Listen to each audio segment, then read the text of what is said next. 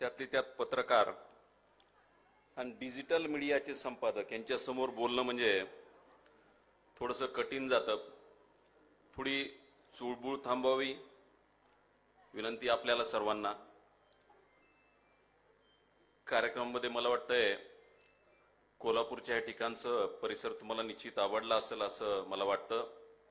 खरं म्हणजे या ठिकाणी कार्यक्रम होणं म्हणजे तुम्ही भाग्यवान आणि त्यापेक्षा महाभाग्यवान आम्ही की आमच्या हस्ते या कार्यक्रमाला आम्ही प्रमुख उद्घाटक आणि प्रमुख पाहुणे म्हणून इथं उपस्थित आहेत। त्यामुळं एका पावन आणि पुण्यभूमीमध्ये सर्व डिजिटल मीडिया संपादकाचं मनपूर्वक स्वागत करतो। राजा माने म्हणजे एक स्वतंत्र व्यासपीठ आणि या व्यक्तीनं बोललेली माणसं ही तितकीच महत्त्वाची।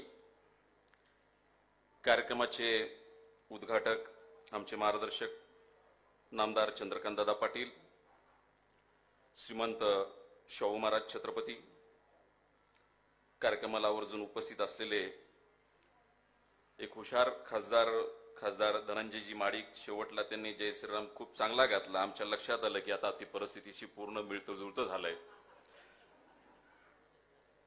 दादांच्याही लक्षात आलं आता ट्रेंड खूप चांगला चालू आहे आणि त्यात काही शंकाही असण्याचं कारण नाही। कारण तुमच्या आमच्या सर्वजणांच्या अस्तित्वाचा प्रश्न अयोध्येच्या माध्यमातून सुटला। 500 वर्षाच्या नंतर इतिहास पुसण्याचं काम पंतप्रधान नरेंद्र मोदींजींना करता आलं आणि ह्या काळामध्ये आम्ही जिवंत आहोत ते डोळ्यांनी आम्हाला पाहता आलं, म्हणून आम्ही महाभाग्यवान आहेत असं मला म्हणायला हरकत नाही। खरं म्हणजे डिजिटल इंडिया आणि डिजिटल मीडिया, डिजिटल इंडियाच्या वॉलचे खरे बेसमेंट जर कुठला असेल तर तो डिजिटल मीडिया।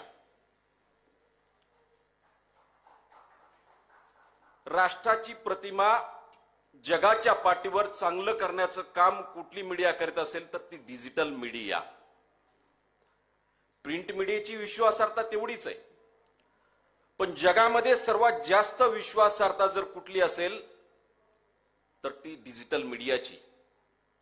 आणि तुम्हाला सांगू, राजा मानेंना ओळखणारी आणखीन किती माणसं आहेत हे मला माहित नाही कार्यक्रमाला उपस्थित सुरुवातीपासून, पण 1994च्या वेळेस ज्यावेळेस लातूरला भूकंप झाला,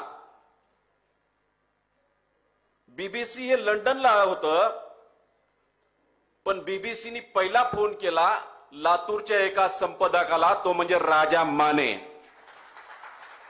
सकाळी सकाळी त्याचं ऑथेंटिकेशन घेण्यात आलं।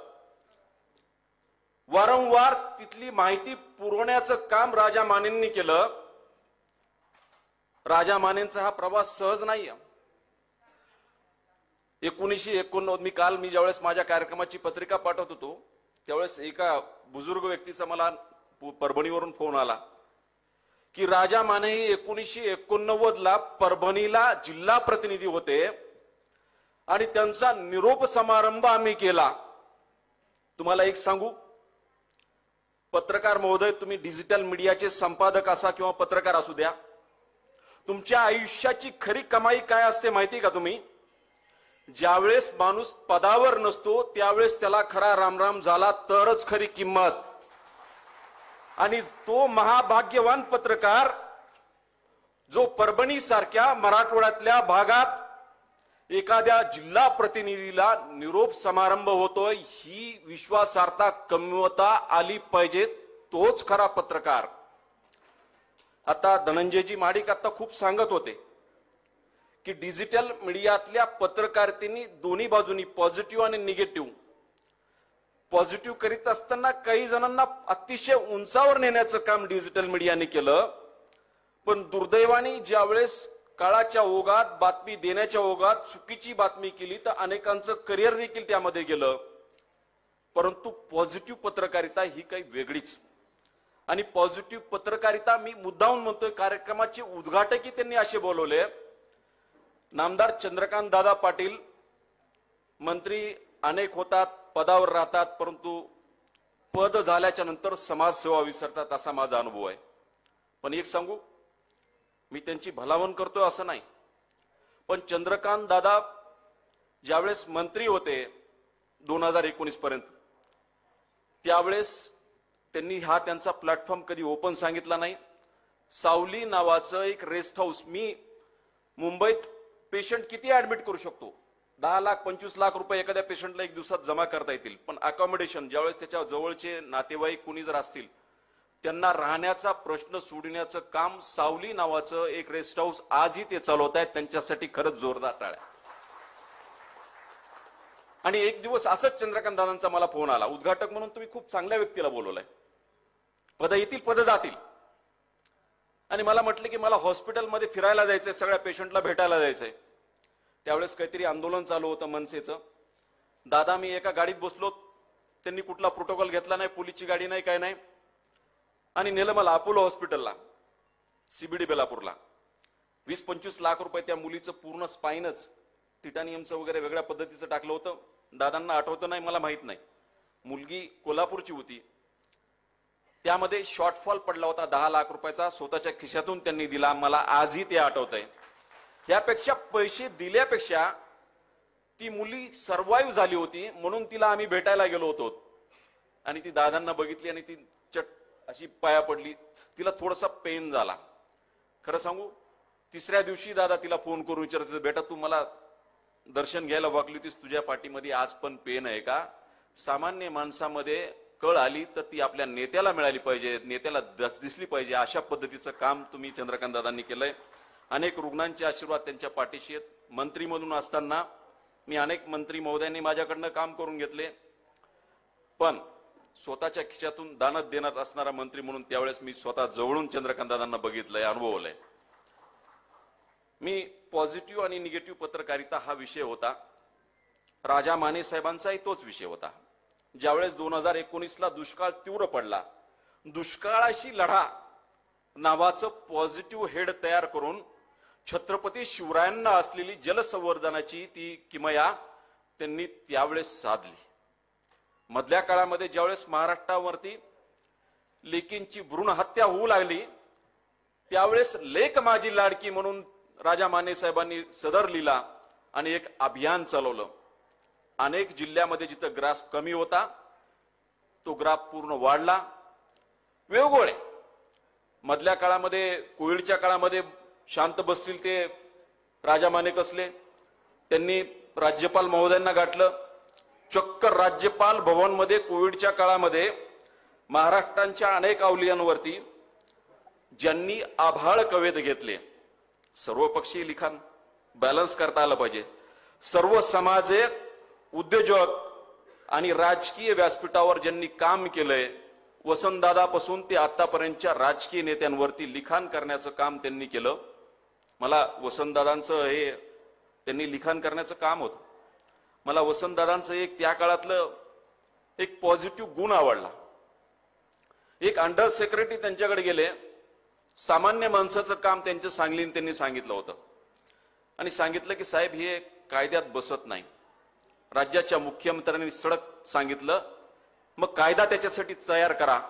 मीही मुख्यमंत्री वैद्यकीय सहायता कक्षामध्ये सामान्य माणसाचे प्राण वाचवताना कधी कायदा मोडला नाही, पण कायद्याची चौकट मात्र मोठी केल्याशिवाय राहिलं नाही. म्हणून इतिहासामध्ये देवेंद्रजी फडणवीस मुख्यमंत्री असताना 2019 पर्यंत, त्याच्या पूर्वी 2014 पर्यंत 45 कोटी रुपये फक्त मुख्यमंत्री सहायता निधीतून मॅक्झिमम गेले होते. परंतु त्या 5 वर्षाच्या काळामध्ये 598 कोटी म्हणजे 600 कोटी रुपये गरीब माणसासाठी पाठवता आले. मला सांगायला आनंद वाटतो की पत्रकार हे कुठल्या गटाचा आहे, कुठल्या हेडिंगचा आहे, परंतु 99.99% पत्रकारांनी मला मुंबईमध्ये साथच दिली, म्हणून मला हे काम करता आलं. हे अभिमानाने सांगता येईल. हा पॉझिटिव्ह दृष्टिकोन आहे. धनंजयजी माडिक साहेब आता सांगत होते की पॉझिटिव्ह पत्रकारिता कशी घेतली पाहिजे, काय घेतली पाहिजे. तुम्ही सांगू, तुमच्यापेक्षा तुमचा क्रिश पॉझिटिव्ह कशी पत्रकारिता आहे याचं चांगलं उदाहरण आहे. क्रिशचा आम्ही पण फॉलोअर आहेत आणि क्रिश चांगल्या गोष्टी खूप चांगल्या पद्धतीने करतो. मध्यंतरी असाच फोन आला, त्याचा माझा परिचय नाही, मला मदत हवी आहे. एका धनाढ्य उद्योजकाचा, खासदाराचा मुलगा वगैरे असं नाही, मला एका गरीब याच्यासाठी मी कॅम्पेनिंग करतोय. प्रियंका शिंदे नाव होतं आणि आमचं इथलं साई स्पर्श हॉस्पिटल आहे कोल्हापूरचं, तिथं एक त्यांचं चाइल्ड, त्यासाठी लाखो रुपयाची कॅम्पेनिंग केली. मलाही योगदान देता आलं एका एनजीओच्या माध्यमातून. पण पॉझिटिव्ह पत्रकारिता कशी असली पाहिजे याचं आदर्श उदाहरण तुमच्या घरामध्येच आहे धनंजय माडे साहेब. त्यामुळे तो डिजिटल मीडियाचा खूप चांगला वापर करतो. मी उत्तरार्धामध्ये आता दादांना बोलायचं, सगळ्यांना बोलायचंय, त्यामुळं जास्त वेळ बोलत नाही. परंतु एक गोष्ट निश्चित सांगतो, पत्रकार आणि सूर्य ह्या दोन गोष्टी सारख्या आहेत. सूर्याच्या किरणांना ज्या गोष्टी दिसत नाहीत त्या पत्रकारांना दिसतात. पण माझी विनंती, या काळामध्ये जितकं पॉझिटिव्ह चष्मा 0 नंबरचा वापरता येईल तेवढं चांगलं राहील. त्याचं कारण आहे, मी सकारात्मक माझ्या आयुष्यामध्ये मी काम करत असताना दररोज सकाळी मुख्यमंत्री वैद्यकीय सहायता कक्षात जात असताना बायको मला टीका लावायची चंदनाचा. मी जरा 200 लोकांच्या पुढे भेटायला गेल्यानंतर चिडचिड व्हायचं आणि सांगायची की चंदनाचा टीका लावल्याच्या नंतर शांत राहता, जास्तीत जास्त लोकांना भेटा. आणि ते भेटलं, दररोज भेटायचो. जात असताना विचार करायचो की आजचाच दिवस माझ्या हातामध्ये ना, आजच मला सर्व गरीब लोकांचे काम करायचे, ह्याला सकारात्मकता म्हणतात. आणि खरं सांगू, मी ज्याही दिवशी टीका लावल्याच्या नंतर मी एकटा आरशाच्या समोर उभा राहिलो, माझी नजर कधीही झुकली नाही, कारण मी कुठलंही चुकीचं काम केलं नाही. ही हिंमत फक्त कुणामध्ये असली पाहिजे. त्यामुळं उत्तरार्धात एक गोष्ट सांगतो, डिजिटल मीडियाचा इफेक्ट कसा येतो. राईनपाडाची दुर्घटना झाली होती. नाथपंथी डावरी समाजातील 5 लोकांना चुकून ते मुलं पकडायला आलेत, या पद्धतीनं त्यांना ठेचून हत्या झाली. भारत इकडं महासत्ता होतोय, परंतु लोकांची मेंटॅलिटी काही कुठलं सरकार बदलू शकत नाही. दुर्दैवाने त्या 5 लोकांच्या मध्ये एक आपला कर्नाटक मधला असलेला एक डावरी समाजाचाच होता. 4 लोक खवे, तालुका मंगळवेढा इथले होते, काळे मावळगे असे नाव होते. आणि सुदैवाने त्यावेळेस मुख्यमंत्री सहायता निधीतून प्रत्येकाला 5-5 लाख 10-10 लाख रुपये देण्यात येत होते. 4 लोक हे कायद्यात बसले, पण 5वा व्यक्ती हा कर्नाटक राज्य, बेळगाव जिल्हा असं असल्यामुळं शासकीय अधिकाऱ्यांनी ती फाईल बाजूला ठेवली. पण त्याच काळामधला एक GR चंद्रकांत दादांनी सीमावर्ती भागातील लोकांना 5% लोकांना हे करण्यासाठी ती कमिटी होती, तो GR माझ्या हाती लागला. आणि मी म्हटलं, जर त्यांना नोकरी देण्यासाठी जर वेगळा GR असेल तर मदत करण्यासाठी कुठलं आहे. त्यामुळं तो पॉझिटिव्ह चष्मा असला पाहिजे. 5 लाख रुपये देखील आम्हाला त्याला देता आले, म्हणून माझी विनंती असते.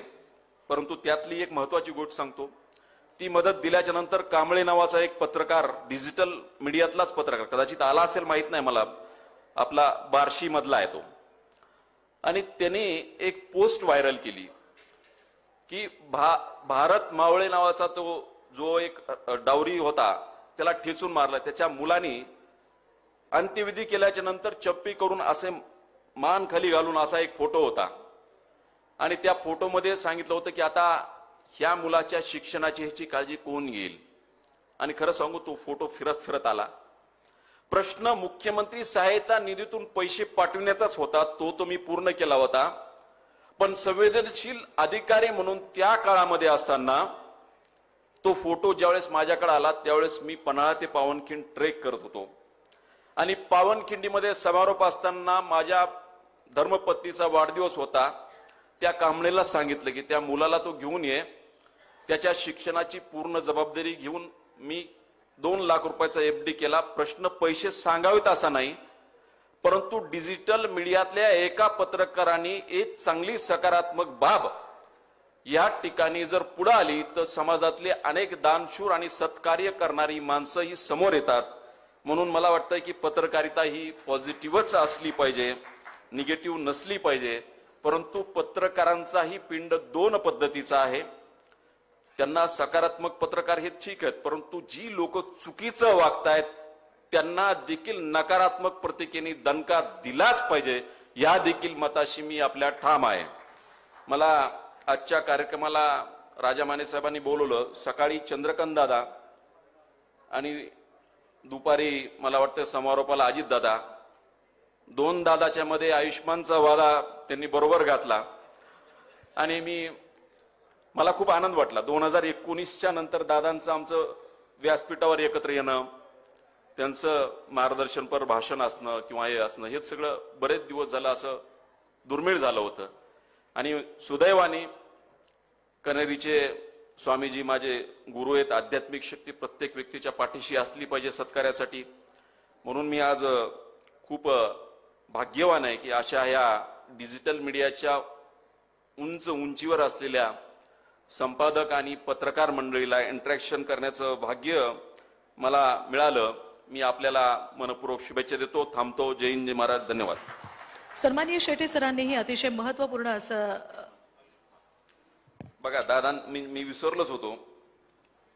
मी एक गोष्ट निश्चित सांगितली की चंद्रकांत दादा आणि आयुष्मानचा वादा, त्यांनी सांगितलं की तू मूळ विसरलायस, आयुष्मानचं काय आहे. तर मला फक्त 2 महिने द्या. मी महाराष्ट्रामध्ये आज माझा दादा 16वा जिल्हा आहे. आज इथं मी आज कलेक्टर ऑफिसला मीटिंग ठेवली आहे. आयुष्मान भारत ही योजना माननीय पंतप्रधान नरेंद्र मोदीजींची आहे.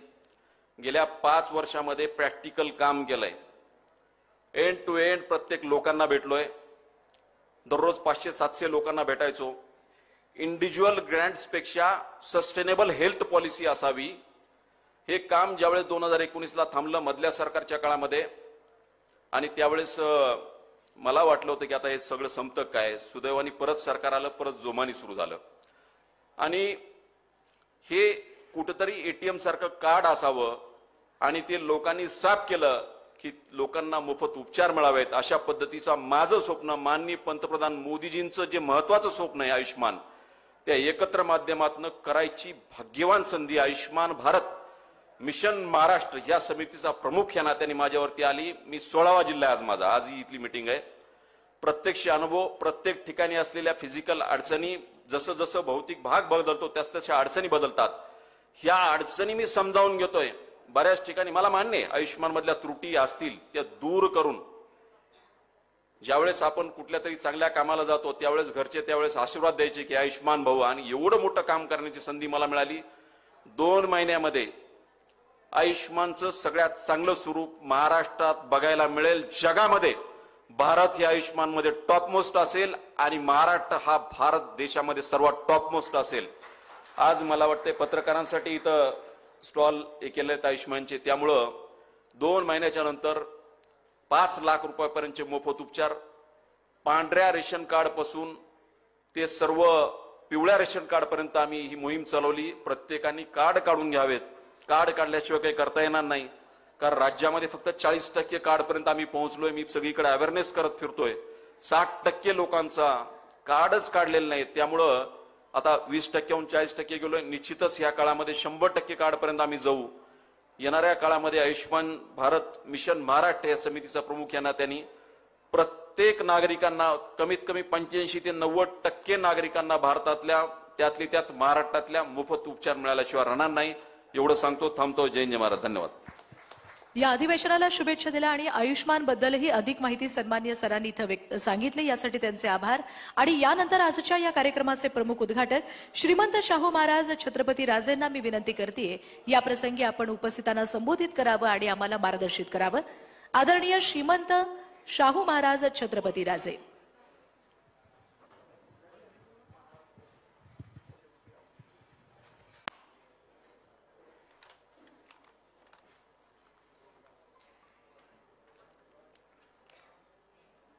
अशा या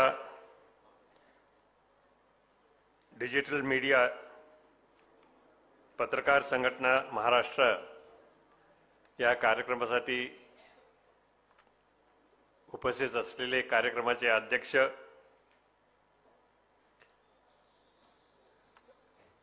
आणि माननीय चंद्रकांतदादा नामदार चंद्रकांतदादा पाटील, तसेच आपले खासदार श्री मुन्ना माडिक, धनंजय माडिक आणि ज्यांनी हा कार्यक्रम आयोजित केला ते आपले राजा माने जे अध्यक्ष आहेत डिजिटल मीडियाचे महाराष्ट्राचे, आणि आता ज्यांनी अधिकारवाणीने खऱ्या अधिकाराच्या दृष्टिकोनातून जी माहिती दिली आणि बोललेत ते आपले डॉक्टर ओमप्रकाश शेटे. या डिजिटल मीडिया संघटनेचे सगळं सभासद आणि उपस्थित सर्व बंधू आणि भगिनी, आज आपण एका नव्या युगात आपण आलो आहोत आणि ते म्हणजे digital India. Digital media, digital India असं होऊ शकते, डिजिटल इंडिया असो किंवा डिजिटल मीडिया असो. डिजिटल इंडिया मी याच्यासाठी म्हणतोय की हे मीडिया संपूर्ण भारतामध्ये आता मोठ्या प्रमाणामध्ये त्याची सुरुवात झालेली आहे आणि जास्तीत जास्त 140 कोटी आपली लोकसंख्या आहे तिथं हे जवळजवळ आता सगळीकडे पोहोचलेलं आहे. आपण याची सुरुवात जर पाहिली, डिजिटल मीडियाची सुरुवात ते आपले माजी पंतप्रधान राजीव गांधी आणि त्यांचे एक अधिकारी होते सॅम पित्रोदा, आणि त्यांनी जी सुरुवात केली ती झपाट्याने एवढी नंतर वाढली. कारण त्यावेळेस मी एकदा पाहिलं होतं की त्यांनी एक इंटरनॅशनल कॉन्फरन्स एक चालला होता, डिजिटल कॉन्फरन्स, व्हिडिओ कॉन्फरन्स. तेव्हा अमेरिकेचे अध्यक्ष, भारताचे पंतप्रधान राजीव गांधी त्यावेळेस एकमेकाशी मोठ्या स्क्रीनवर असे बोलत होते. तेव्हापासून याची सुरुवात झालेली आहे आणि बघता बघता त्यावेळेस फक्त अमेरिकन प्रेसिडेंट आणि राजीव गांधींच्या यामध्ये हे चाललं होतं भाष्य. पण आता जर पाहिलं तर एवढं ते पसरलेलं आहे डिजिटल मीडिया की जवळजवळ संपूर्ण भारतामध्ये सगळेजण वापरतात आहेत आणि याचा उपयोग एकमेकाशी संपर्क साधण्यासाठी होतोय, माहिती देण्यासाठी होतोय, चुकीची माहिती देण्यासाठी सुद्धा कधी कधी होतोय. पण मला असं वाटत नाही की सगळेच चुकीची माहिती देत असतात. फेक न्यूज ही असतीच आहे, फेक न्यूज असती आहे. डीप फेक हे विशेष वेगळं तंत्र आहे आणि त्यातून आपण आपली सगळे मंडळी अलिप्त राहिले पाहिजे. या दृष्टिकोनातून आपण आज इथं एकत्र आलो आहोत असं म्हटलं तर चुकीचं होणार नाही. डिजिटल मीडिया आणि एकंदरीत प्रेस तर आहेच आहे, पण डिजिटल मीडिया हे सगळ्यांचा मिळून एक चौथा स्तंभ आपल्या लोकशाहीचा आहे असं आपण म्हणतोय आणि त्याप्रमाणे आपलं सगळं चाललंय. तर ह्या डिजिटल मीडियाच्या पुढे मोठी जबाबदारी आहे. आपण कोणी कोणी त्याच्याबद्दल ऐकलं असेल की जर्मनीमध्ये त्यांच्या हिटलरचं एक अधिकारी होते, मंत्रीच होते, ते मीडियाचे प्रमुख होते. तर ते जवळजवळ सगळीकडे अशा बातम्या त्यावेळेस ते द्यायचे की खरी बातमी खोटी करून आणि खोटी बातमी खरी, लहान बातमी मोठी, मोठी बातमी छोटी, असं त्यांचं तंत्र होतं. पण ते तंत्र जास्त दिवस चालत नाही. आपण सगळ्यांनी योग्य बातमी दिली पाहिजे, योग्य प्रमाणात राहिली पाहिजे आणि खऱ्या अर्थाने लोकशाहीचा हा चौथा स्तंभ याच्यामध्ये आपण सहभागी झालं पाहिजे. लोकशाही आपण जर पाहिलं तसं ही जगातली सगळ्यात मोठी लोकशाही आहे, मोठी जबाबदारी आहे आणि ही जबाबदारी पेलणं सोपं नाही आहे. लोकशाहीसाठी आता लोकशाही चालवण्यासाठी मात्र नवीन तंत्र आता सातत्याने येत आहेत. डिजिटल मीडिया हे जेणेकरून जास्तीत जास्त लोकांपर्यंत हे पोचतंय. या माध्यमातून आपली भारताची उन्नती यापुढेही चालू राहिली पाहिजे, राहील अशी आम्हाला खात्री आहे. आणि आपले सर्व मंडळी जे आज इथं उपस्थित आहेत त्यांना एक तऱ्हेचं मान्यता, न्याय मिळणे जे आत्ताच माने साहेबांनी सांगितलं त्याची आवश्यकता आहे. आणि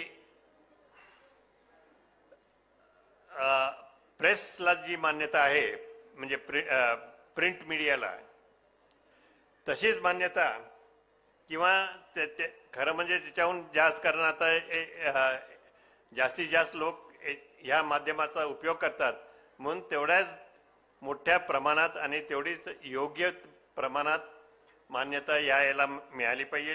त्यांचे नियम बरोबर झालेच पाहिजे. नियम करता येत नाहीत असं नाही आहे. कुठं कुठं थोडक्यात म्हणजे फेक न्यूज वगैरे होत असतील तर त्याच्यावर निर्बंध पाहिजे किंवा त्याची चौकशी तरी झाली पाहिजे. आणि ह्या तऱ्हेने या मीडियाचं काम कुठल्या तरी चौकटीत पाहिजे. आपल्या त्यांनी सांगितल्याप्रमाणे कधी कधी जी चौकट जी असते ती त्या चौकटीत आपल्याला काम करायचं असतंय.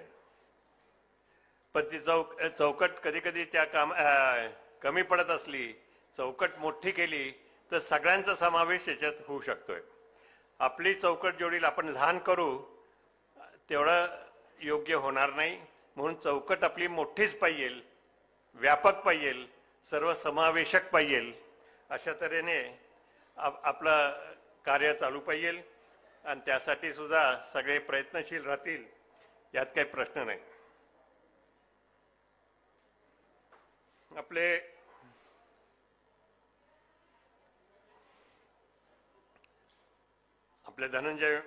खासदार धनंजय महाडिक साहेबांनी आपल्याला सगळ्यांना आठवण करून दिली. श्रीरामांचं नाव घेण्यासाठी संबंधी ही चांगलीच गोष्ट आहे. आपण विसरून चालणार नाही की श्रीराम हे आपल्या सगळ्यांचेच दैवत आहेत. कुठले एकाचे आहेत असं म्हणता येणार नाही. सर्वांचेच दैवत आहेत. फक्त सगळे लोकांचे तर आहेतच आहेत, सगळ्या पशु पक्ष्यांचे सुद्धा ते दैवतच आहेत. आणि त्यामुळे श्रीरामांचा आशीर्वाद सगळ्यांनाच मिळू शकतोय आणि मिळतोच आहे. आणि त्यांचे कोणाकोणाला एकदा कोणीतरी विचारलं मारुतीला की तुम्ही खरे भक्त आहात का रामाचे, तर त्यांनी आपली छाती फाडून तिच्यामध्ये राम, लक्ष्मण, सीता यांचं दर्शन सगळ्यांना घडविलं आणि खऱ्या अर्थाने मारुती एक चांगले त्यांचे भक्त होते हे सिद्ध झालं. त्याप्रमाणे म्हणजे त्या विचाराने आपण सर्वच श्रीरामांचे भक्त आहोत. फक्त आपल्या एका धर्मातले नाहीत, सगळ्या धर्मातले श्रीरामांचे भक्त आहेत असं म्हटलं तर चुकीचं होणार नाही. आज आपल्या शेट्टी साहेबांनी आयुष्यमान भारत याच्याबद्दल थोडी माहिती दिली. अर्थात मला कमी माहिती आहे याच्याबद्दल, जवळजवळ माहिती नसल्यासारखंच आहे, पण निश्चितच ही चांगली योजना आहे, सर्वांपर्यंत पोहोचवली पाहिजे. आता बऱ्याचशा लोकांपर्यंत पोहोचलेलीच आहे, 40% लोकांपर्यंत पोहोचली आहे आणि 100% लोकांपर्यंत निश्चित पोहोचेल आणि त्याच्यामुळे त्यांचं खऱ्या अर्थाने आयुष्यमान वाढेल आणि चांगल्या तऱ्हेने वाढेल ही अपेक्षा आपण करू शकतोय. आणि खरं म्हणजे जेव्हा आपण जनतेचं आयुष्यमान वाढवणार असं आपण जेव्हा म्हणतोय तेव्हा ते आकड्यात मोजू नये, आकड्यात मोजायचं नाही. सगळ्यांचं आयुष्यमान चांगलं झालं पाहिजे, इकडे लक्ष दिलं पाहिजे. मग ते लहान माणूस असो किंवा मोठा माणूस असो किंवा कुठलाही आजार असो किंवा काही असो, आपण त्याचं आयुष्यमान वाढवताना त्याची किंमत करू नये, त्याची किंमत करताच येणार नाही. कारण एवढं मोठं काम होतं याच्या माध्यमातून की आपलं कार्य कार्य एवढं मोठं आहे, ते कार्याची किंमत करता येत नाही आणि करू नये. अशा तऱ्हेने आज या डिजिटल मीडियाच्या कार्यक्रमासंबंधी आम्हाला राजा मानेंनी आपुलकीने बोलवलं आणि एक 4 शब्द एक वेगळ्या ग्रुपच्या पुढं बोलण्याची संधी दिली. त्याबद्दल मी राजा माने यांचे सर्व सहकारी याचे मनपूर्वक आभार मानतो आणि सर्व उपस्थितांना शुभेच्छा व्यक्त करून मी आपली रजा घेतो. जय हिंद, जय महाराष्ट्र.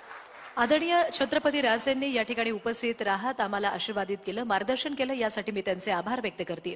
आणि यानंतर 2 पुरस्कार मंचावरती उपस्थित असलेल्या मान्यवरांच्या हस्ते, फक्त 2च आहेत पुरस्कार, हे 2 पुरस्कार इथे दिले जातील आणि यानंतर आदरणीय चंद्रकांत दादा यांचं मार्गदर्शन होईल. मी सुरुवातीला यंदाच्या वर्षी ज्यांना आपण महागौरव पुरस्कारानं सन्मानित करणार आहोत असे साताराचे रेल्वे लाईन प्रकल्पग्रस्तांसाठी ज्यांनी लढा दिलाय असे विकासजी भोसले यांना मंचावरती विकासजी थोरात यांना या ठिकाणी आमंत्रित करते. गेल्या 7 वर्षापासून रेल्वे भूसंपादनातील शेतकऱ्यांसाठीचा त्यांनी लढा यशस्वी केलाय. सातारा, सांगली, कोल्हापूर, सोलापूर, पुणे जिल्ह्यातल्या या लढ्यासाठी त्यांना मोठा संघर्ष करावा लागला. ज्या शेतकऱ्यांची जमीन रेल्वे प्रकल्पात गेली अशा 1812 शेतकऱ्यांचा जमिनीचा मोबदला रेल्वे मंत्रालयाकडून देण्यामध्ये त्यांना यश आलंय आणि त्यांच्या या कार्याला आम्ही आज महाराष्ट्र राज्य डिजिटल मीडिया संपादक पत्रकार संघटनेच्या वतीनं यंदाच्या वर्षीच्या महागौरव पुरस्कारानं आपण इथं सन्मानित करतोय आदरणीय राजेंच्या आणि आदरणीय दादांच्या शुभ हस्ते. हा पुरस्कार त्यांच्या आई वडिलांसमवेत ते या ठिकाणी स्वीकारत आहेत. जोरदार टाळ्यांची दाद आपण त्यांच्या या कार्याला पुन्हा एकदा देऊयात. एकदा जोरदार टाळ्यांची दाद आपण देऊयात, विनंती. सगळ्या पत्रकार आणि छायाचित्रकार यांना मी विनंती करते, कृपया आपण मोबाईल घेऊन प्लीज कुणीही समोर येऊ नका. हात जोडून कळकळीची विनंती पुन्हा एकदा, आपल्या जागेवरतीच बसावं. यानंतर दुसरा पुरस्कार यंदाच्या वर्षी देतोय महागौरव पुरस्कार. पुढचा पुरस्कार यंदाच्या वर्षी पुणे इथल्या मुलाच्या नावानं आईचं नाव लावणं या चळवळीचे जनक असणाऱ्या डॉक्टर भारती चव्हाण यांना मी मंचावरती आमंत्रित करते. पुण्याच्या मानिनी फाउंडेशनच्या संस्थापिका अध्यक्षा, मानिनी फाउंडेशन या सेवाभावी कार्य करणाऱ्या संस्थेच्या माध्यमातून डॉक्टर भारती चव्हाण यांचं कार्य प्रचंड प्रमाणात विस्तारले गेलंय. विशेषतः महिलांना सन्मान मिळावा यासाठी मुलाच्या नावासमोर मातेचं नाव लावावं यासाठी त्यांनी राष्ट्रीय लढा उभारून सपोर्ट हर राईट ही चळवळ देशभर रुजवलेली आहे आणि यासाठीच भारत सरकारच्या राष्ट्रीय कृती विस्तार व्यवस्थापन समितीच्या त्या माजी संचालक म्हणून त्यांनी योगदान दिलेलं आहे. गुणवंत कामगार कल्याण मंडळाच्या त्या सदस्य म्हणून योगदान दिलेलं आहे आणि या माध्यमातून संपूर्ण महाराष्ट्र राज्यामध्ये महिलांसाठीचा हा लढा त्यांच्या हक्काचा हा लढा त्या मानिनी फाउंडेशनच्या माध्यमातून लढतायत. एकदा जोरदार टाळ्यांची दाद उपस्थितांनी त्यांच्या या कार्यासाठी देऊयात. त्यांच्या कार्याचा गौरव या ठिकाणी करूयात. महारगौरव पुरस्कार प्राप्त या 2 मान्यवरांना आपण इथं पुरस्कार देऊन सन्मानित केलं आणि इतरचे सगळे पुरस्कार आपण दुसऱ्या सत्रामध्ये देणार आहोत, याची नोंद घ्यावी. यानंतर आजच्या कार्यक्रमाचे अध्यक्ष आदरणीय नामदार चंद्रकांत दादा पाटील साहेब यांनी मार्गदर्शित करावं, संबोधित करावं अशी विनंती. उपस्थितांना विनंती आहे, चला मध्ये उभे असलेले सगळे बसा बरं. फक्त लाईव्हचा एकच कॅमेरा थांबेल, बाकीचे कुणी थांबू नका, विनंती. डिजिटल मीडिया संपादक पत्रकार संघटना महाराष्ट्र याचं पहिलं अधिवेशन भिलारला झालं, महाबळेश्वर जवळ, पाचगणी जवळ. त्यालाही उपस्थित राहण्याचा योग मला आला. आज दुसरं अधिवेशन कोल्हापूरच्या अतिशय पवित्र अशा स्थानी काळसिद्धेश्वर महाराजांच्या मठामध्ये होत आहे. त्याचा उद्घाटन समारंभाचा कार्यक्रम आता माझ्या बोलण्यानंतर संपेल. त्या उद्घाटनाच्या कार्यक्रमाला व्यासपीठावर उपस्थित आपल्या सगळ्यांचे आदरणीय श्रीमंत छत्रपती शाहू महाराज, व्यासपीठावर उपस्थित आधी लोकसभा आणि आता राज्यसभा या दोन्ही सभागृहामध्ये जे हिरिरीने आपले प्रश्न सामान्य माणसाचे मांडतात आणि त्या प्रश्न मांडण्यामुळे 14 ते 19 लोकसभा सदस्य असताना ज्यांना दरवर्षी संसद रत्न पुरस्कार मिळाला आणि आता राज्यसभेवर सुद्धा गेल्यानंतर सर्वसामान्यांचे प्रश्न मांडण्यामुळे त्यांना गौरवित केलं जातं, असे खासदार धनंजय महाडिक आणि आपल्या सगळ्यांना त्यांना आवडणार नाही, कृष्णराजला आवडणार नाही, परंतु आपल्या सगळ्यांचा सध्या एक आयडॉल होत चाललेला कृष्णराज महाडिकचे ते वडील आहेत, की जो अतिशय सकारात्मक डिजिटल मीडिया चालवतो आहे. हा, त्याचा सन्मानही आहे. हा, मला माहिती मला व्यासपीठावर उपस्थित महाराष्ट्रामध्ये 2014ला युतीचं सरकार आलं, माननीय देवेंद्रजी मुख्यमंत्री झाले. त्यावेळेला राज्यातल्या सर्वसामान्य माणसाला आरोग्य सुविधा चांगली मिळावी, मोफत मिळावी, त्यासाठी महात्मा ज्योतिराव फुले नावाची योजना होती, आजही आहे. ती आता आयुष्यमानमध्ये कन्व्हर्ट झाली. पण त्या व्यतिरिक्त, कारण ती महात्मा ज्योतिराव फुले योजना ही काही लोकांसाठीच होती, प्रामुख्याने दारिद्र्यरेषेखालच्या खालचं कार्ड असणाऱ्यांना, आणि त्याचं आउटर लिमिट कॅपिंग सुद्धा 1.5 लाखाचं होतं. त्याचा उल्लेख ओमप्रकाशने केला. अशी काही ऑपरेशन ही 25 लाख 42 लाख असे असतात. अशा वेळेला मग सामान्य माणसाने काय करायचं? देवेंद्रजींच्या डोक्यात कल्पना आली की आपण खूप लोकांची कामं करतो, ते आपल्याला काही ऑफर करतात, त्याची एक परिभाषाही ठरलेली की हमारे लायक कुछ सेवा.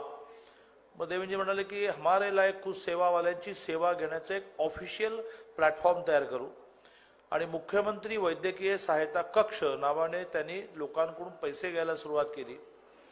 पैसे असून उपयोग नाही, त्याची एक सिस्टीम लावावी लागते. ती ओमप्रकाश शेट्टींनी लावली आणि 14 ते 19 मध्ये 550 कोटी रुपयापेक्षा जास्त पैसे लोकांकडून देवेंद्रजींनी मिळवले. आणि 550 कोटी रुपयापेक्षा जास्त याचं कारण ते दिसणारे पैसे होते, पण ओमप्रकाशने समाजातल्या वेगळ्या ट्रस्टच्या माध्यमातून पैसे मिळवणं. ज्या वेळेला सरकारी जागा हॉस्पिटलला दिली जाते त्यावेळेला 20% बेड हे गरिबांना द्यावे लागतात, कोणी देत नाही, ते त्यांच्या मानेवर बसून द्यायला लावणं. असं ॲडिशनली जे केलं ते 550 कोटीने 5,500 कोटी आहे, हे मी अगदी दाव्याने सांगू शकतो. अशी जी महाराष्ट्राच्या सर्वसामान्य माणसाला रिलॅक्स करणारी मुख्यमंत्री वैद्यकीय सहायता योजना सुरू झाली, त्याला ज्यांनी मूर्त स्वरूप दिलं, मग केंद्रात गेले, पुन्हा महाराष्ट्रात आले, आणि आता महात्मा ज्योतिराव फुले महाराष्ट्राची आणि आयुष्यमान केंद्राची याचं कॉम्बिनेशन करून 5 लाखाचा आरोग्य विमा महाराष्ट्रातल्या सगळ्या 12.5 कोटी लोकांना, 5 कोटी वार्षिक उत्पन्न असलेला सुद्धा त्यांनी घ्यायचं की नाही ठरवायचं, अशी जी नवीन योजना सुरू झाली, त्याच्यासाठी त्यांना दिल्लीहून आणलंय असे ओमप्रकाश शेट्टी. पत्रकारिता क्षेत्रामध्ये आपण जिथे आहोत तिथे आपला ठसा उमटवला पाहिजे, आपण जिथे आहोत तिथून इतरांना मदत केली पाहिजे, असं सातत्याने जे विचार करत असतात. आपल्यावर होणाऱ्या अन्यायाला संधी मांडतात. लोकमतमधून ज्यावेळेला राजीनामा देण्याचा विषय आला, मग त्याचाही मला असं वाटतं त्यांना आवडणार नाही, परंतु संदर्भ सांगायला पाहिजे, कारण त्यांच्या सगळ्या त्या वाटचालीत मी होतो. ज्यावेळेला कोविडच्या काळामध्ये आई आजारी असतानाही, सोलापूर लोकमतचे संपादक असतानाही त्यांना नागपूरला ट्रान्सफर केलं गेलं. तेव्हा त्यांनी मॅनेजमेंटकडे खूप विनंती करून पाहिली की बाबा आई आजारी आहे आणि मी आधी मुळात बार्शीला ती असते, मी सोलापूरला राहतो, आता तुम्ही मला नागपूरला पाठवताय. स्वाभाविक आहे, त्यांचे काही अडचणी असतील, मी कुणा वृत्तपत्र समूहाला दोष देत नाही, पण शेवटी त्यांनी राजीनामा द्यायचा निर्णय केला. माझ्या आठवणीप्रमाणे जवळजवळ 2 वर्ष ते काहीच करत नव्हते. अनेक ग्रुपमध्ये जॉईन होण्याचा प्रयत्न करत होते, पण आपल्यावर आलेलं आक्रमण, आपल्यावर आलेलं संकट याचं संधीमध्ये रूपांतर करणं आणि दुसऱ्यांना त्याच्यामध्ये सहभागी करून घेणं, पीपल्स पार्टिसिपेशन, अशा भूमिकेतून ते म्हणाले की जाऊ देत, आपण डिजिटल मीडिया यात काम करणाऱ्या लोकांना संघटित करू. जवळजवळ 5-1 हजार लोकांना त्यांनी संघटित केलं. त्यातले बांद्यापासून चांद्यापर्यंत 2200 लोक इथे येतील असं आता वाटतंय. आतापर्यंत नोंदणी 1400 झाली असं मला कळत आहे. तर ते संघटन त्यांनी बांधलं आणि लोकमतमधून राजीनामा द्यावा लागला ही त्यांनी संधी मानली. आणि तुम्हाला सगळ्यांना आपले काही प्रश्न आहेत त्यासाठी आपली संघटना पाहिजेत, आपल्याला काही नियमावली हवी आहे त्यासाठी आपली संघटना पाहिजे, असं करून पहिलं अधिवेशन बिलालला बोलवलं आणि मी आणि शंभूराज देसाई दोघेही त्या अधिवेशनाला गेलो. असे ज्यांच्याकडे बघून पत्रकारांनी एका अर्थाने दिशा ठरवली पाहिजे, नाही तर आपण रडत बसतो, दुसऱ्यांना दोष देतो, असे आपले संस्थापक अध्यक्ष राजाभाऊ माने, की काळाच्या ओघात मी तुम्हाला एक सांगतो की सूर्य मावळतो पण पुन्हा सकाळी उगवतो, तसं आता ते फ्री प्रेस जर्नल नावाच्या एका 150 वर्षापेक्षा जुन्या ग्रुपचे संपादक झाले. मी परवा त्यांच्या वर्तमानपत्रात गेलो. इंग्लिश प्रिंट मीडियामध्ये फ्री प्रेस जर्नलचं एक मोठं स्थान आहे. आणि मी परवा ऑफिसमध्ये गेलो, खूप दिवसाची त्यांची इच्छा होती आणि मला खूप आनंद झाला. सगळी मॅनेजमेंट इथे आली होती, ती राजाभाऊंची स्तुती करत होती. आणि त्यामुळे बार्शीसारख्या छोट्या गावात राहणारे, सोलापूरमध्ये लोकमतचे संपादक असणारे, लोकमतने आपल्याला जी हवी होती ती सोय न दिल्यामुळे राजीनामा देणारे, तुमचं सगळ्यांचं संघटन बांधणारे, आता फ्री प्रेस जर्नलचे संपादक झालेले राजाभाऊ माने व्यासपीठावर उपस्थित आहेत. आपल्यापैकी अनेक जण मान्यवर आहेत, त्यांचा अगदी थोडक्यात काही जणांचा उल्लेख करायचा झाला तर कोल्हापूर जिल्हाध्यक्ष सुहास पाटील, कोल्हापूर जिल्हा उपाध्यक्ष भाऊसाहेब फास्के, कोल्हापूर शहर अध्यक्ष प्रशांत चुवेकर, कोल्हापूर जिल्हा सचिव धीरज रुकडे. मला क्षमा करा की मला खूप ॲक्टिव्हिटी करून 3 लाख किमान पुण्याला स्टार्ट व्हायचं, कारण भाऊ तोरसेकर, त्याच्यानंतर संभाजीनगरचे कुलकर्णी, त्याचं फर्स्ट नेम काय, सुशील कुलकर्णी आणि सूर्यवंशी, असे तिघांचा एक मोठा कार्यक्रम माझ्या मतदारसंघात आहे. आणि त्यामुळे मला घाई आहे आणि सगळ्यांच्याच नावाचा उल्लेख करणं शक्य नाही. कधी कधी सगळ्यांच्या नावाचा उल्लेख करताना एकच राहिलं की घोटाळा होतो. त्यामुळे सर्व तुमचे पदाधिकारी, आणि मगाशी म्हटल्याप्रमाणे मी आत आलो तेव्हा 1400 नोंदणी झाली होती. राजाभाऊ असं म्हणत होते की संध्याकाळपर्यंत ही नोंदणी 2200 पर्यंत जाईल. असं जवळजवळ महाराष्ट्राच्या सर्व जिल्ह्यातून आलेले, त्या जिल्ह्याच्या राजकीय आणि सामाजिक जीवनावर ज्यांची पकड आहे, ज्यांचा धाक आहे, चांगल्या कामासाठी वापरा पण धाक आहे, असे सगळे पत्रकार संपादक बंधू भगिनींनो. माझ्या आधीच्या सगळ्याच वक्त्यांनी, श्रीमंत छत्रपती शाहू महाराजांनी, खासदार धनंजय माडकांनी, ओमप्रकाश शेटेंनी, एकूण ह्या क्षेत्रात तुम्ही कसं वागलं पाहिजे आणि कसं वागलं नाही पाहिजे, डूज अँड डोंट्स, करावे आणि न करावे, याची मांडणी केल्यामुळे मी त्याचं रिपिटेशन करणार नाही, मी त्याची पुनरावृत्ती करणार नाही. द्यायचंच झालं तर परवा घडलेलं एक उदाहरण राजाभाऊंशी मी सगळं शेअर करत असतो, ते मी देतो. की मी पंढरपूरला गेलो होतो. गेले 6-8 महिने मी पत्रकारांशी बोलत नाही. याचं कारण, याचं काय कारण ते त्या दिवशी पुन्हा घडलं. की काय मी बोलतो, काय रे श्रीमंत छत्रपती शाहू महाराज बोलतात, त्याच्यापेक्षा तुम्हाला जे कळतं ते बरं बोलायचं म्हणून, तुम्हाला जे कळतं ते किंवा तुम्हाला जे हवंय ते तुम्ही पुढे सरकवता. आणि त्याच्यातून सामाजिक राजकीय जीवनामध्ये मोठी हानी होते. म्हणून मी 6 महिने कोणाशीच बोलत नव्हतो. माझं काम करतोय, खूप वेगाने करतो आहे.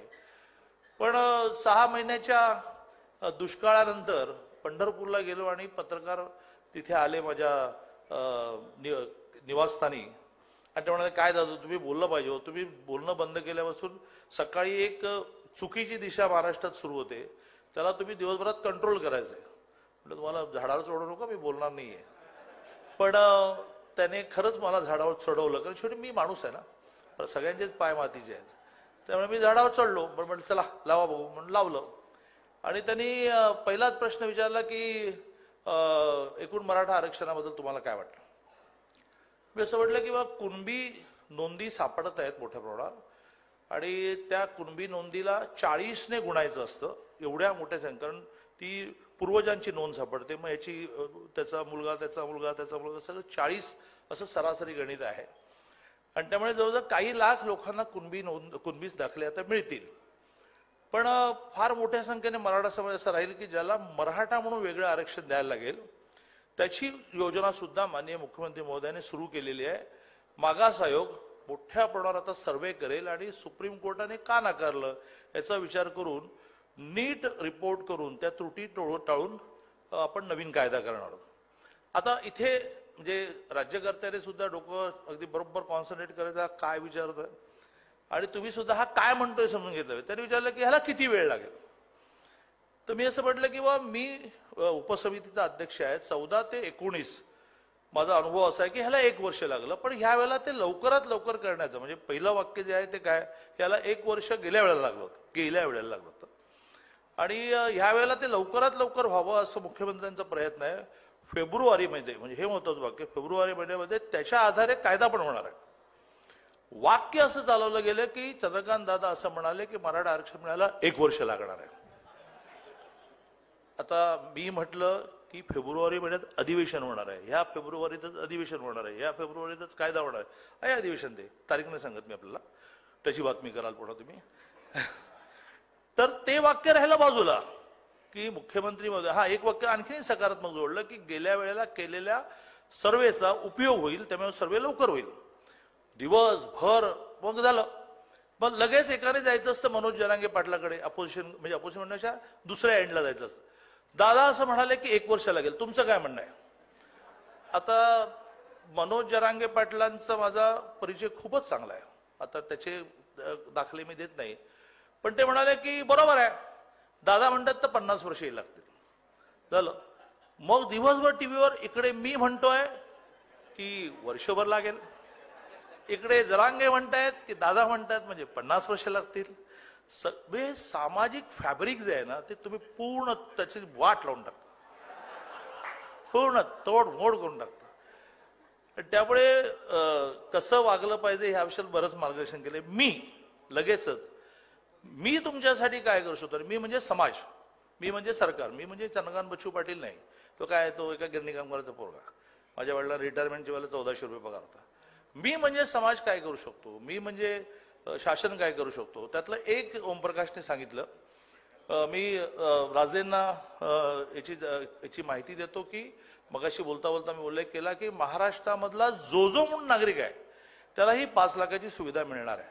फक्त त्याला कार्ड लागेल, ते कार्ड घ्यायला लोक थोडा वेळ लावतायत. त्यामुळे एका बाजूने माणसाला पूर्वी आपण काय म्हणायचो, रोटी कपडा मकान लागतं. ते दिवस गेले. त्याला रोटी लागते, त्याला कपडा लागतो, त्याला मकान लागतं, त्याला आरोग्य लागतं जे कोविडने लक्षात आणून दिलं, आणि त्याच्या मुलांना शिक्षण लागतं, पुढे जाऊन त्याच्या मुलांना नोकरी लागते. पण मग पुन्हा ते रोटीशी जोडलेलं आहे. त्यामुळे रोटी कपडा मकान या विषयाच्या बरोबरीने आरोग्य ही कोविडच्या निमित्ताने खर्चिक गोष्ट आहे असं लक्षात आलं, परवडत नाही असं लक्षात आलं. म्हणून समाजाने काहीतरी केलं पाहिजे, म्हणून सरकारने काही केलं पाहिजे. आणि सगळ्यात शेवटीचा मुद्दा मांडला मी, शिक्षण, की मुलाला शिक्षण मिळालं पाहिजे. त्याला शिकायचं की नाही त्याला ठरवू देत, पण त्याला शिकायचं आहे आणि माझ्याकडे पैसे नाही असं होता कामा नये. याही विषयामध्ये सरकार काही करते, समाज काही करते, त्याचा एका मिनिटात उल्लेख करून माझं बोलणं संपवेन. आरोग्याच्या बाबतीत मी तुम्हाला म्हटलं की सरकारने आता या महाराष्ट्रातला यावत 12.5 कोटी लोकांना 5 लाखाचा वर्षभर संपूर्ण कुटुंबाला आरोग्य विमा द्यायचं ठरवलं. केंद्राची योजना आणि राज्याची योजनाचं कॉम्बिनेशन झालं. शिक्षणाच्या बाबतीमध्ये आपण आतापर्यंत जे निर्णय केले त्यात 8 लाखापेक्षा कमी, आता 8 लाखापेक्षा वरती असणाऱ्यांनी करावं, 8 लाखापेक्षा कमी उत्पन्न असणाऱ्यांची निम्मी फी अगदी मेडिकलची आणि डीम युनिव्हर्सिटीची सुद्धा 5 लाख असते ती, ही निम्मी फी सरकार भरतं, निम्मी त्यांच्या घरच्यांनी भरायची असते. पण परवा 2 महिन्यापूर्वी रात्री 2 वाजता मला मुख्यमंत्र्यांचा फोन आला की दादा आत्ताच परभणीला एका मुलीने आत्महत्या केली आणि चिठ्ठी अशी सापडली की माझ्या आईवडिलांकडे निम्मी फी द्यायला पैसे नाहीत. मी पहिलं वाक्य तिने एकनाथजींना मुख्यमंत्र्यांना आभार मानले की तुम्ही माझी निम्मी फी भरता त्याबद्दल आभार, पण निम्मी फी भरायला माझ्या वडिलांकडे पैसे नाहीत म्हणून मी आत्महत्या करतो. मला मुख्यमंत्री महोदय किती संवेदनशील आहेत हे त्याविषयी लक्षात आलं. ते म्हणाले की मी तुला अशासाठी फोन केलाय की तुला एखादा टास्क दिला की तू त्याचा दिवसभरामध्ये एकदम कन्व्हर्जन इन रिझल्ट करतो. मला महाराष्ट्रातल्या सगळ्या मुलींची अर्धी फी पूर्ण फी माफ करून पाहिजे. तू मला उद्या दिवसभरात काय करायचं सांग. मी दिवसभरामध्ये सगळी यंत्रणा लावली आणि त्यांना म्हटलं की केवळ मराठा समाजातल्या मुलींची निम्मी फी पूर्ण फी भरायची असेल तर 300 कोटी लागतील आणि सगळ्यांचीच भरायची असेल, मग ती ओबीसी असो, ब्राह्मण असो आणि काय मुसलमान असो, तर आणखीन 700 कोटी लागतील, 1000 कोटी. त्यांनी फोन, त्यासाठीच मुख्यमंत्री व्हायचं असतं कारण मुख्यमंत्र्यांचा शब्द हा कायदा असतो. ते म्हणाले की दादा डन, इसको आगे लेके जाओ, फाईल तयार करा. आणि आता जून पासून महाराष्ट्रातल्या तुमच्याच नाही सर्वांच्या 8 लाखापेक्षा कमी उत्पन्न असणाऱ्या मुलींची 100% fee engineering, medical, polytechnic, law सरकार भरणार आहे. आता एक डिमांड पुन्हा आली आहे काल की मग मुलांची पण भरा, त्याच्यावरही विचार सुरू आहे. मला कालच मुख्यमंत्र्यांचा फोन आला की दादा आता पुरुषांचे करायचं काय करायचं. म्हटलं थोडं आता शांतपणे विचार करू. मी त्यांना एक फॉर्म्युलाही सांगितलाय लगेच. तो फॉर्म्युला त्यांना खूपच क्लिक झाला. तो फॉर्म्युला पुन्हा एकदा मला इथे ओपन करता येणार नाही. तो फॉर्म्युला जर मान्य झाला फायनान्सकडून तर जवळजवळ तेही विषय संपतील. त्यामुळे जे 2 विषय राहिले, रोटी या विषयामध्ये सरकारने योजना केली, 80 कोटी लोकांना मोदीजी 10 किलो तांदूळ आणि 25 किलो गहू मोफत देत आहेत आणि ते कोविडमध्ये सुरू केले, आता 5 वर्ष एक्सटेंड झाल्या. कपडा ह्या विषयामध्ये सरकारची काही योजना नाही, पण आता महाराष्ट्राच्या वस्त्रोद्योग डिपार्टमेंटने योजना घोषित केली की आम्ही फेब्रुवारी एंडपर्यंत 26 लाख महिलांना एक साडी मोफत देणार आहोत, ज्यात यंत्रमागावर काम करणाऱ्यांना काम पण मिळणार आहे. घराच्या बाबतीत रोटी, कपडा, मकान बाबतीत आपल्याला माहिती आहे की 300 स्क्वेअर फीटचं घर एव्हाना मोदीजींनी 3 कोटी लोकांना दिले फ्री. म्हणजे फ्री म्हणताना निम्मे पैसे द्यायचे, निम्मे पैसे मोदींचे. परवा सोलापूरला मोदीजी आले होते आणि 15,000 घरांचं लोकार्पण झालं आणि त्यामुळे त्या स्कीममध्ये बसण्याचा सगळ्यांनी प्रयत्न केला पाहिजे. आरोग्य आणि शिक्षण या विषयामध्ये करतायत सरकार म्हणून, पण थोडी समाजाने पण मदत केली पाहिजे. तेवढाच क्रक्स म्हणून मी माझं बोलणं संपवेन आणि त्यामुळे राजाभाऊन असं म्हणेन की एक ट्रस्ट इमिजिएट करा, ज्या ट्रस्टमध्ये धनंजय माडकांसारखे, आमच्यासारखे आणि अगदी शाहू महाराजांसारखे, महाराज हे शेवटी त्यांना हात लावायचा असतो आणि त्याला जेव्हा आपण हात लावतो तेव्हा ते कधी आपल्या रिकाम्या हाताने पाठवत नाहीत. आम्ही तुम्हाला ट्रस्टमध्ये वर्षभर तुमच्या 5,000 लोकांनी मुलींचं शिक्षण, मुलींचा खेळ जे करिअर होत चाललाय आणि तो कॉस्टली होत चाललाय, आणि आरोग्य विषयामध्ये जे लागेल आत्ता कोरा कागद घ्या आणि त्याच्यावर माझी सही घ्या. तुम्ही जे जे म्हणाल ते देण्याची मला काही नको असल्यामुळे खूपच ताकद आहे. आणि ती परवा राजाभाऊंनी सोलापूरला 100वा अखिल भारतीय नाट्य महोत्सवाचा ते अदृश्य राहिले, पण त्यांनी कोणाला तरी पुश करून मला स्वागताध्यक्ष व्हायला लागलं. ते मागे होते पडद्याआड, पण चांगलं झालं राजाभाऊ, खूप चांगलं झालं ते. तर त्यात त्यांनी पाहिलं की एका क्षणाला सगळे ते सदस्य माझ्या अंगावरून पडले की आम्ही काहीच गोळा करू, तुम्हीच कळा. आणि राजाभाऊ मोठे चिंतेत पडले की आता हे दादा कसं करणार आहे की ऑलरेडी मी पाहतोय की मकर संक्रांतीला तो काय करतोय, 22 तारखेच्या रामजन्मभूमीत काय करतोय. पण राजाभाऊंना खात्री होती की याची क्षमता लोकांकडे मागण्याची अशी निर्माण झाली आहे. आम्ही लिहिल्या 3 दिवसाचा नाट्य महोत्सव आटपून मी काल आता इथे आलो आणि त्यामुळे मी तेवढी शेवटी सूचना करतो की या 5,000 पत्रकारांना आरोग्य, मुलींचं शिक्षण आणि मुलींचा खेळ या विषयात काही कमी पडू नये यासाठी तुम्ही ट्रस्ट करा. या ट्रस्टच्या माध्यमातून आपण ह्या सगळ्या, आणि त्याचं एक सेंट्रल कोऑर्डिनेशन करा, हळूदे विभागीय करा की विभागाने, जिल्ह्याने तुम्हाला ऍप्लिकेशन्स पाठवायची. तुम्ही म्हणायचं की हे आयुष्यमानमध्ये बसतं का, हे 20% धर्मादायमध्ये बसतं का? धर्मादाय म्हणजे मग सांगितलं की ज्यांना जागा गव्हर्नमेंट देते त्यांना 20% बेड्स मोफत द्यावे लागतात. तुम्ही म्हणायचं की बा तुमच्याकडे किती ट्रस्ट आहेत? 500 ट्रस्ट आहेत माझ्या शेटेकडे की ज्यांना आम्ही पोर्टलवर टाकतो की आम्हाला 42 लाख वाला एक ऑपरेशन करायचं, पटापटा पैसे यायला लागतात. आणि मग तो म्हणाला तसं एका ऑपरेशनमध्ये 10 लाख कमी पडले ते मी दिले. एका मुलीचा, रिक्षावाल्याच्या मुलीचा पाठीचा कणाच अख्खा बदलला, त्याला 42 लाख खर्च आला. आणि त्यामुळे तुम्ही सेंट्रली एक कोऑर्डिनेशनची व्यवस्था करा, कारण तुम्ही ज्यावेळेला ह्या 4 गोष्टी 5 गोष्टी मी सांगितल्या पूर्ण करता त्यावेळेला संध्याकाळी गेल्यानंतर बायको खूप सुहास्य वदनाने तुमचं स्वागत करते. तुम्ही ज्यावेळेला संध्याकाळी घेत जाता आणि सासूची औषधं आणायची विसरत नाही पण पैसे नसल्यामुळे विसरलो असं म्हणता, त्यावेळेला तुम्हाला थंड चपाती खावी लागते, गरम चपाती मिळत नाही. आणि त्यावेळेला रात्री काही लिहायचं असतं, ते लिहिण्यासाठी डोकं चालत नाही, कारण बायको जी वागली त्याचा परिणाम असतो आपल्या सगळ्या बॉडी लँग्वेजवर. आणि त्यामुळे घराला समाधानी ठेवल्याशिवाय तुम्ही इफेक्टिव्ह पत्रकार होऊ शकत नाही. आणि ते समाधानी घराला ठेवण्यासाठी आम्ही सगळेजण समाज म्हणून, मी नाही समाज म्हणून आणि सरकार म्हणून किती नवीन विषय आणा तुम्ही सरकारच्या विषयात. 14 ते 19 राजावने यांनी तुम्ही सगळ्यांनी पाहिलेलं आहे की त्याला कायद्याच्या चौकटीत बसून पूर्ण करणं. जसे मुलींचं 100% फीज आहे, अनेकांनी वेळात काढलं की शक्य आहे का, किती लागतील, आणि काही सांगतात लोक 5000 कोटी लागतील. अरे थांब बाबा, मी काढतो ना आकडेवारी. 1000 कोटी म्हटल्यानंतर तर मुख्यमंत्री 1000 करून टाका.